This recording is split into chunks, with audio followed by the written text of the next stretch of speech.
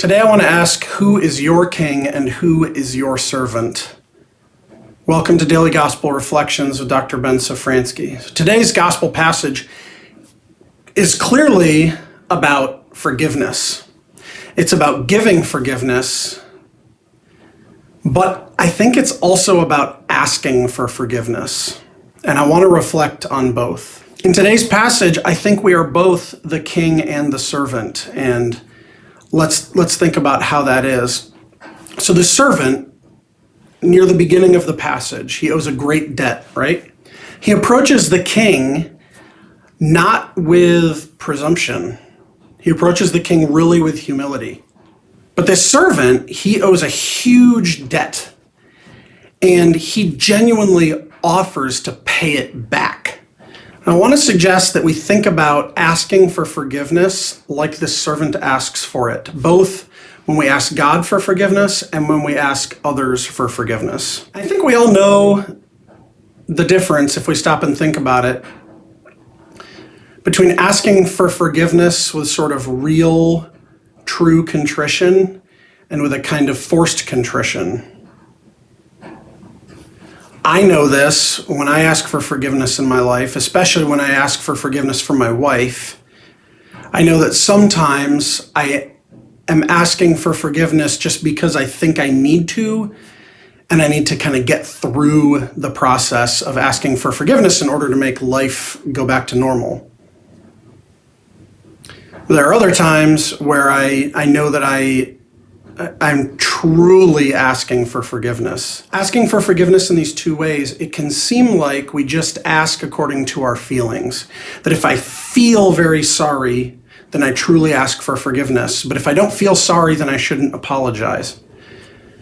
And I want to suggest that contrition, being sorry for our sins, is associated with feelings, but it does not have to be dependent on feelings. Because we ask for forgiveness not when we feel like we've done a great wrong, but when we know that we've done wrong. The servant, his contrition, I would suggest it's helped by his feeling of being sorry, but the debt that he owes is something objective. He can see it. So I want to encourage you not to let feelings alone determine how and when you ask for forgiveness. So the king, when he sees this servant's real and genuine contrition, he is generous with his forgiveness and mercy. Pay attention to that. He doesn't just accept the terms that the servant brings, he completely forgives the debt.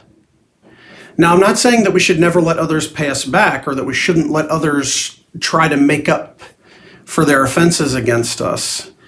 Right? Penance or atonement, trying to make up for what you've done, is actually a very important thing, both for satisfying justice, but also as humans, I think we need to feel like we have done everything we can to make up for what we've done. So the king very generously offers his mercy and forgiveness, and the servant offers the best that he can offer. So I want to encourage you to think about yourself today as both the king and the servant. When you ask for forgiveness, are you doing everything you can to deserve that forgiveness, to make up for what you've done, both with God and with other people? And when someone seeks forgiveness from you, are you being generous and merciful? I want to challenge you today to think about the question, who is my king? Now, of course, God is the king. And it may be that God is the one you most need to seek forgiveness from. But you may also have a pressing need to seek forgiveness from another person. And I'd like to challenge you to do that with real contrition and with real effort. And also think about, who is my servant? In other words, who do I owe real forgiveness and real mercy? I'm going to be doing that today. I want you to have a blessed Tuesday, and I will talk to you tomorrow.